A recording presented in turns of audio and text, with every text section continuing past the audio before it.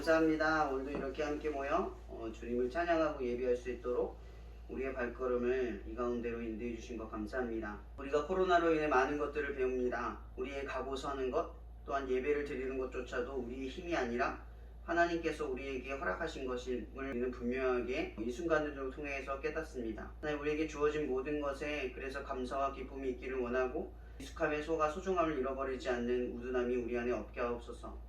모든 것에 감사하며 살아계신 예수 그리스도 이름으로 기도합니다. 이 시간 찬양할 텐데요. 하나님의 사랑이 옆 사람에게 축복하면서 또는 이제 카메라 너머에 또는 유튜브 볼 수 있는 사람들을 위해서 같이 축복하면서 찬양할게요. 하나, 둘, 셋.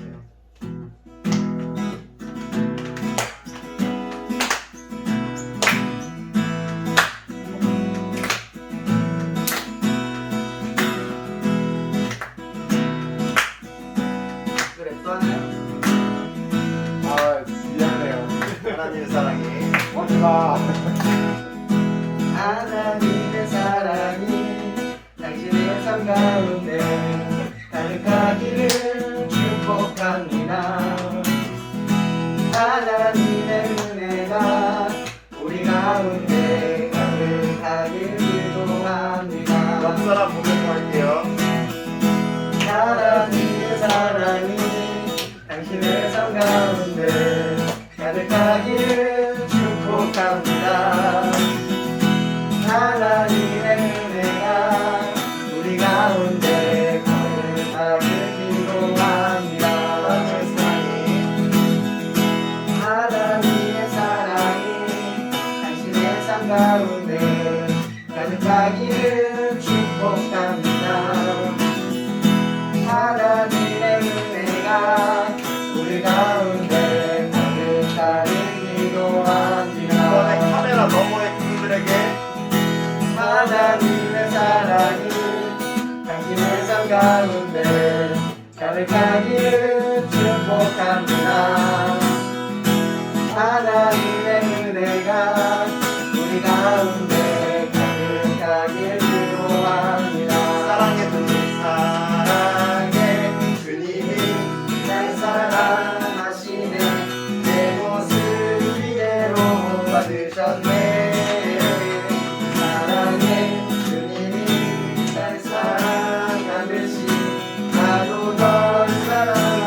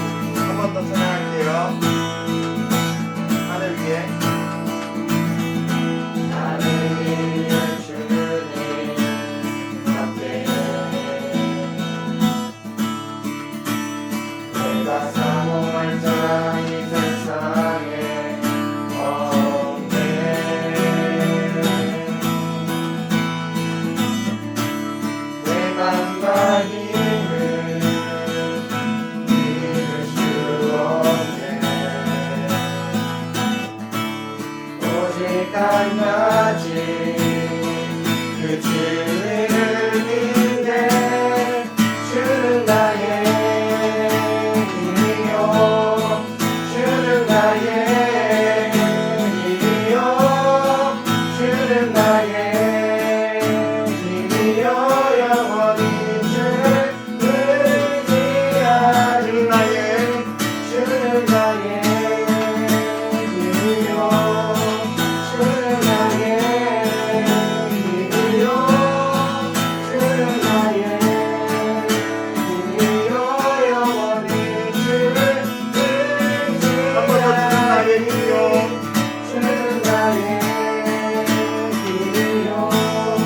주는 나의 힘이요 주는 나의 힘이요 영원히 주를 의지하리. 영원히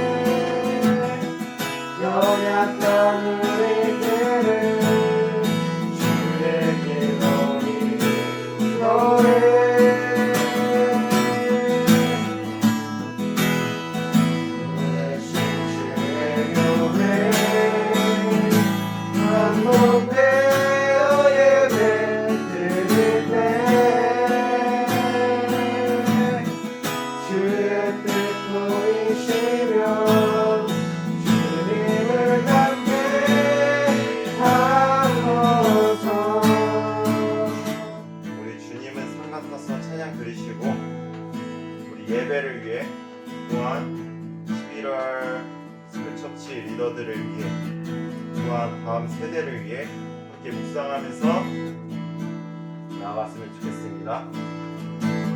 안개간을 가지고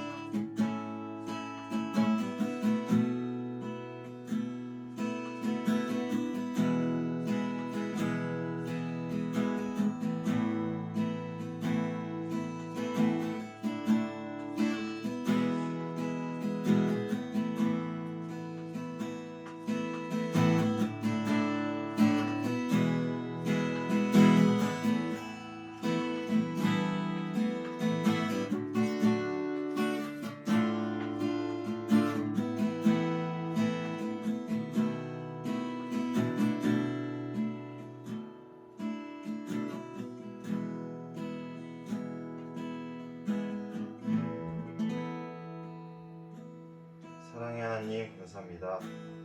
오늘도 저희가 모여서 코로나 상황임에도 불구하고 주께서 이끄셔서 이 발걸음을 이끄셔서 이곳에서 모이게 예배하게 해주셨습니다. 또한 이 시간 더욱더 주님께 함께 나아가는 시간 되길 소망합니다. 또한 11월 달 예배를 위해 기도합니다. 이 모든 것 주님께 마칩니다. 살아계신 예수님의 이름으로 기도드렸습니다.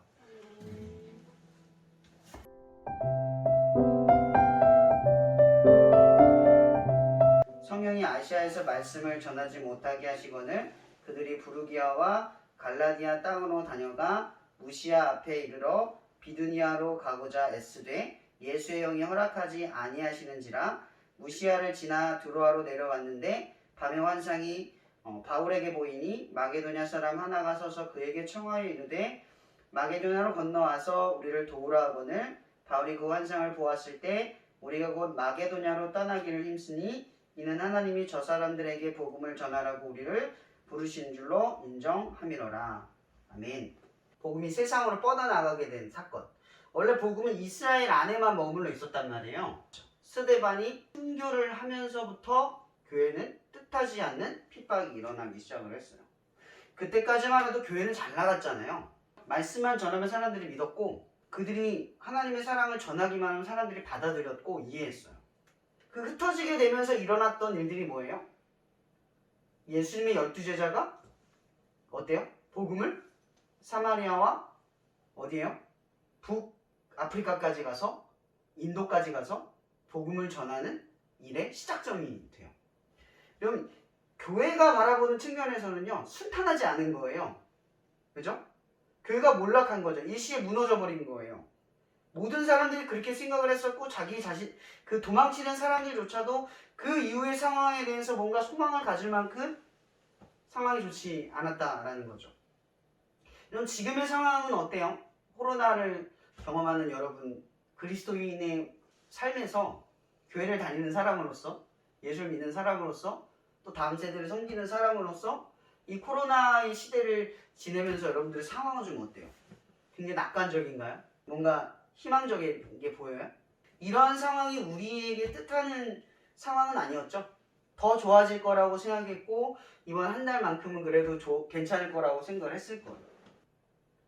올 한 해 동안 우리가 스쿨추치 사역을 하면서 많은 것들을 하지 못했어요. 하면서도 많은 제한을 둘 수밖에 없었고 그러면서 우리 안에는 굉장히 많은 답답함이 자리잡혔을 거예요. 사역뿐만이 아니죠. 여러분 1년 내의 삶을 보세요. 여러분 뜻한 대로 어떻게 흘러됐나요? 계획한 대로 지금 여러분들의 모습이 됐어요? 잘 안 되잖아요. 그죠? 삶이 자기 계획한 대로 잘 안 돼요. 사역도 그렇고. 또 우리 사도 바울도 마찬가지의 상황인 거죠. 사도 바울이 복음을 전하는 건데 이 빌립보라고 하는 곳은 사실 이 아시아의 경계선이라고 보시면 돼요. 여기를 넘어가면 유럽 아니면 어디죠? 로마. 완전 소아시아에서 벗어나는 끝지점이에요. 여기를 벗어나면 이제 사역이 달라지는 거죠.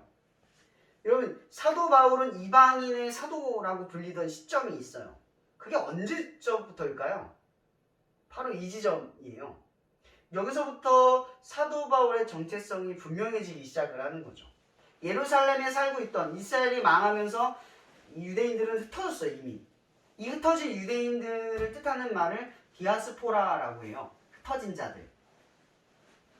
근데 이 유대인들이 성전이 무너지고 그리고 예배가 무너지자 무엇을 세웠냐면 회당을 세웠어요. 회당.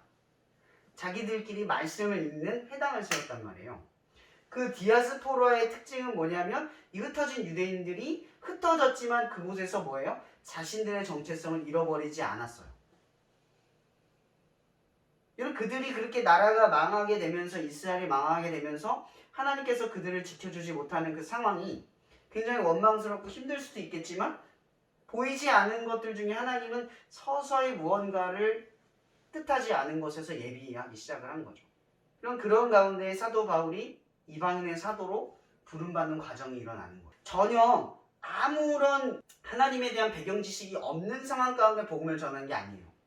이미 하나님께서는 그가 회당을 중심으로 복음을 전할 수 있도록 이 유대인들을 로마에까지 흩뿌려 놓으신 거죠.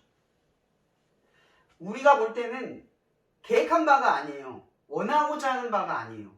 근데 하나님께서 꺾는 일이 우리가 가만히 생각을 해보면 흩어진 자들이 있고 뿌리는 자들이 역할만 달라요. 하지만 그 역할이 달라지는 것 과정 속에서는 하나님이 우리의 뜻하신 바를 꺾으실 때가 참 많다라는 거죠. 근데 그리스도인들은 바로 이 뜻하신 바를 꺾을 때 그 진가를 발휘하죠. 소망과 희망이 꺾이는 게 내 뜻과 내 의지로 이루어지는 것이라고 바라보지 않기 때문에 그래요.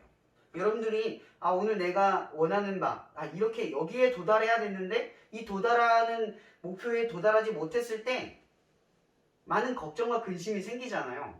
그러면서도 무언가 어떤 기대감과 어떤 말할 수 없는 그 희망을 품을 수 있는 건 우리가 가고자 하는 계획보다 하나님이 이 꺾으시는 계획, 내가 되지 못하게 하는 이유에 더 근본을 두기 때문에 그런 거죠. 근데 우리는 어때요? 꺾이면 그냥 화가 나죠. 거기에 그칠 때가 참 많아요. 분노만 차오라요. 왜 안 되지? 왜 못하게 하지? 이것만 떠오른단 말이에요. 그러면 그리스도인들이라 하면 여기서 한 발자국 더 나아가야 돼요. 꺾으면 왜 못하지? 거의 분노를 넘어서서 왜 하지 못하게 하실까? 왜 안 됐을까?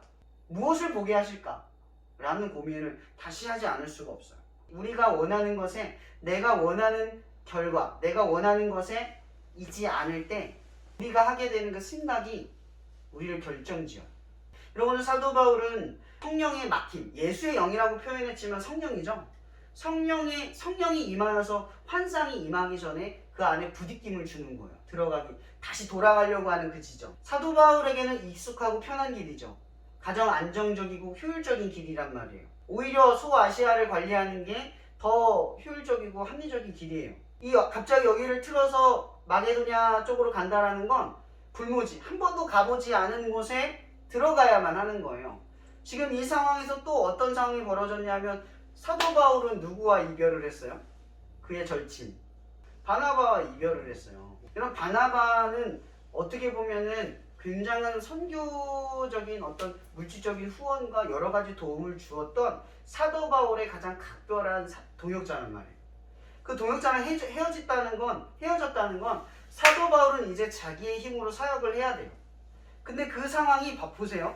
상황도 안 좋은데 갑자기 마게도냐로 꺾는다라는 건 더 상황이 안 좋아지는 거예요.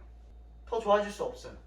근데 우리는 알 수 없지만 사도 바울이 어떤 하나님이 주시는 어떤 환상을 경험함으로 마게도냐 사람들이 자기들을 원한다라는 것에 마음을 두고 그곳으로 향해요.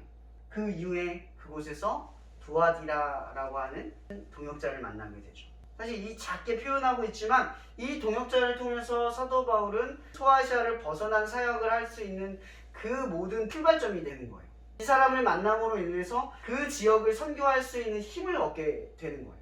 근데 그 전까지 사도 바울은 이러한 상황이 일어날 것이라고 예측하지는 않았어요. 그러나 우리가 주목해 봐야 할 것은 사도 바울이 어떻게 빌립보를 넘어선 마게도냐 지방을 선교하기 위해서 마음을 먹게 되었는가라는 거죠. 저는 곰곰이 한번 생각을 해봐요. 하나님께서 그에게 환상을 보여줬다라는 건 그가 부인하지 못할 사실을 보여줬거나 이걸 반역하면 너는 큰일 난다라는 어떤 위협을 했다거나 그렇게 느껴지진 않잖아요. 어떤 마게도냐 사람이 다급하게 그를 요청하고 바란다라고 하는 그 환상이 그에게 보인 거예요. 이 얘기는 어떤 얘기냐면 사도 바울의 마음속에 뭐가 중심이었다는 거예요? 사역의 성공이나 인생의 순탄함의 목적을 두지 않았다라는 거죠. 하나님의 마음에 반응할 줄 알았다라는 거예요. 그 마음이 뭐예요? 마게도냐 사람들이 자기를 애원하여 부르고 있는 그 환상의 모습에 반응했다라는 거잖아요. 우리가 마음이 꺾일 수 있는 가장 강력한 동기, 내가 내 뜻대로 가다가도 하나님이 원하는 것에 내 스스로의 의지를 꺾을 수 있는 가장 큰 동기가 뭐예요? 하나님의 마음이에요. 여러분들이 여러분의 삶의 어려움과 복잡한 문제들을 끌어안고 살잖아요. 시험 기간이죠. 그죠? 복잡하잖아요. 그죠? 시험 기간에 여기에 나오게 되는 그 이유, 우리는 그게 제일 중요하지 않아요? 가장 중요한 것이 내 삶에서 내가 가장 중요하다고 여기는 것이 있음에도 이 자리에 나오게 된 이유에 집중해야 돼요. 각자의 이유는 다 다르겠지만 하나님께서 우리를 움직이게 만드는 그 이유가 굉장히 중요한 거죠. 여러분이 이루려고 하는 삶의 꿈보다 이 세대를 향한 어떤 절박함, 이렇게 하나님의 세대가 무너지면 안 된다라고 하는 그 중심. 왜 이방인의 사도로 사도 바울을 쓰셨을까? 여러분, 사도 바울은 자기 자신의 정체성을 뭐라고 바라보냐면 그리스도인들을 죽인 외인이에요. 용서받을 수 없어요. 유대인들보다 자기가 더 용서받을 수가 없어. 왜냐면 자기는 그리스도인, 예수님을 알기 전에 예수님을 아는 사람들을 많이 죽였던 사람이란 말이에요. 그런 사람으로서 사도 바울은 그리스도인 안에, 무리 안에 있지만 자기는 그 무리 밖에 있는 사람이라는 거예요. 이게 사도 바울이 가지고 있는 그 정체성이죠. 근데 이 사도 바울이 이 정체성 안에서 바라보게 하는 것이 바로 이거예요. 이방인에 대한 처지와 바울의 처지가 동일한 거예요. 하나님께서 바울이라고 하는 사람을 쓰시기 위해서 그의 인생을 꺾어서 결국 무엇을 바라보게 했냐면 자신의 아이덴티티와 내가 바라보는 사명의 위치를 동일하게 바라보게 했어요. 고민을 한번 해봐야 되는 거예요. 왜 우리는 다른 사역이 아니라 다음 세대를 바라보고 있을까? 여러분들이 그런 세대를 겪었기 때문이에요. 그 세대의 어려움과 그 세대가 가진 그 부흥의 경험들이 있다는 거죠. 하나님은 그런 것들을 통해서 여러분의 그 마음을 움직여서 그 방향을 바라보게 만들고 계세요. 하지만 여러분들은 지금 학생이죠? 이제 앞으로 취업을 할 거고 결혼도 할 거고 애를 가질 거예요. 점점 우리가 무언가를 갖게 되다 보면 어떤 것과 씨름하게 될 것 같아요? 우리가 가장 많이 하게 되는 씨름은 이거예요. 내가 생각한 대로 가는 것과 지금 당장 하나님이 원하는 것에 나를 꺾는 것. 그 두 가지 씨름인 거죠. 지금 이 순간 내게 원하는 것에 반응하든가 아니면 내가 원하는 대로 가기를 고집하든가. 계속 싸우는 거예요. 이러면 이 싸움이 끝나지 않아요. 하나님의 나라에 임하기까지 절대 끝나지 않아요. 우리가 하나님의 나라에 이르기까지 끊임없이 싸워야 될 씨름이 바로 이거죠. 내 뜻대로가 아니라 하나님의 뜻대로의 싸움인 거예요. 우리는 많은 과정에서 하나님의 뜻이 아닌 내 뜻이 이겨요. 맞아요. 거의 대부분 그래요. 하나님도 우리의 연약함을 모르시는 게 아니에요.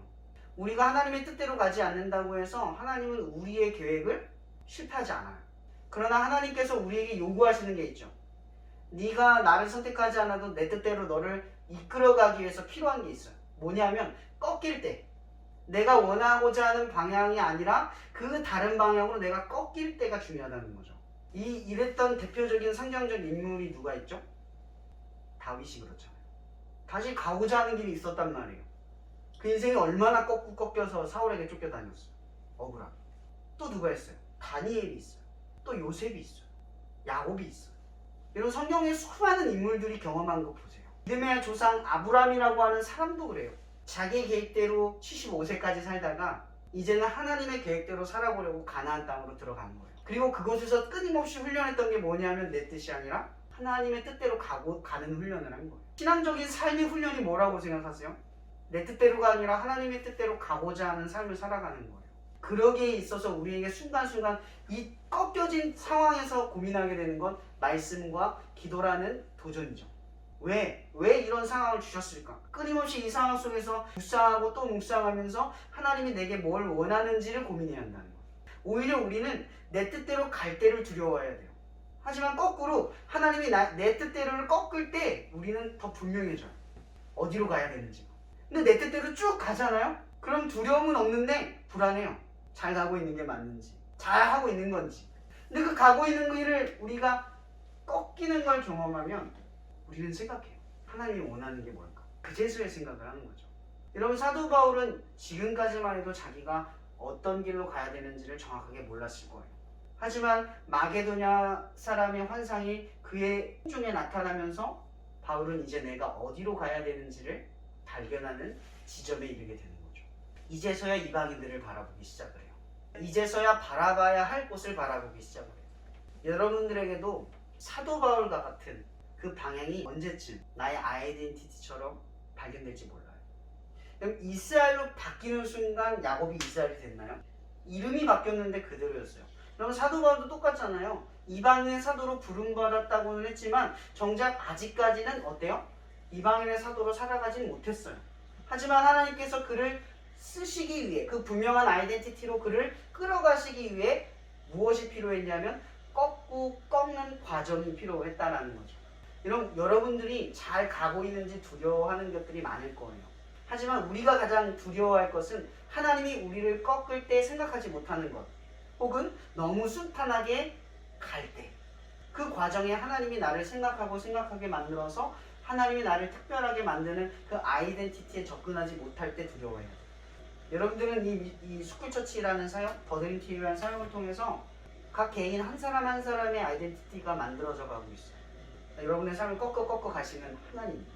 이것도 어떠한 여러분의 삶의 과정일 수도 있어요. 그 결과의 끝이 어떨지는 몰라요. 하지만 그리스도인들이 되어가는 과정 속에서 우리가 납득하고 배워야 할 이 꺾는 일에 대한 신중함. 우리는 이것에서 바보가 되면 안 돼요. 생각을 멈추면 안 돼요. 여러분들에게 이러한 삶의 도전이 일어나기를 바라요.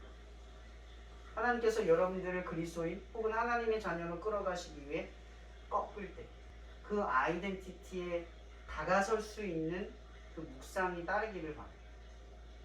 그 고민을 멈추지 않았으면 좋겠어요. 그리고 또한 여러분의 삶이 가장 순탄하고 어려움이 없을 때를 두려워했으면 좋겠어요.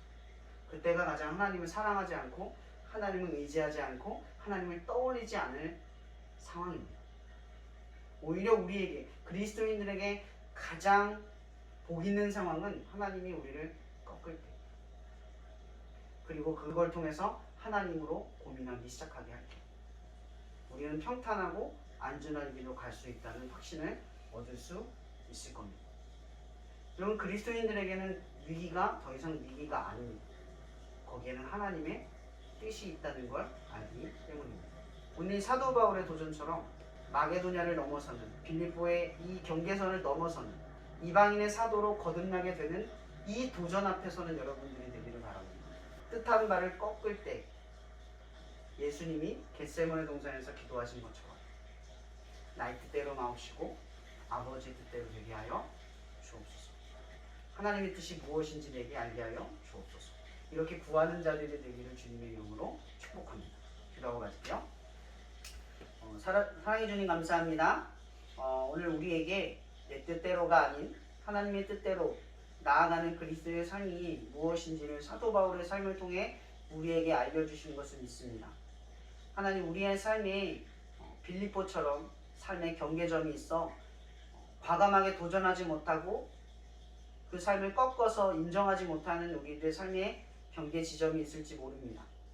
하나님은 그 경계 지점만 넘으면 우리를 이스라엘로 이끄시고 또 사도 바울을 이방인의 사도로 만드신 것처럼 우리를 그렇게 하나님께서 만들어 가실 줄 믿습니다. 그러나 주님, 우리는 이 경계선을 넘어서기가 너무나 두렵고 어렵습니다. 그러나 우리를 주저하지 말게 하옵시고 예수 그리스도가 겟세마네 동산에서 기도함 같이 우리도 나의 뜻대로가 아닌 아버지의 원대로 하옵소서라는 그 간절한 기도를 드릴 수 있게 하여 주시옵소서. 또한 우리의 삶에 순탄하고 너무나 쉬운 길을 걸을 때 하나님을 잊고 하나님 없이도 살아가는 그 삶에 익숙해지지 않게 하시고 도리어 우리의 삶이 꺾일 때 원망과 하나님에 대한 불만으로 하나님의 뜻을 묻지 않는 어리석음이 없게 하여 주옵소서. 오히려 우리의 삶의 문제를 통하여 하나님의 뜻이 있음을 알게 하시고 이로 인하여 그 경계선을 넘게 하시는 하나님의 능력을 신뢰하게 하여 주옵소서. 모든 것에 감사하며 살아계신 예수 그리스도 이름으로 기도합니다.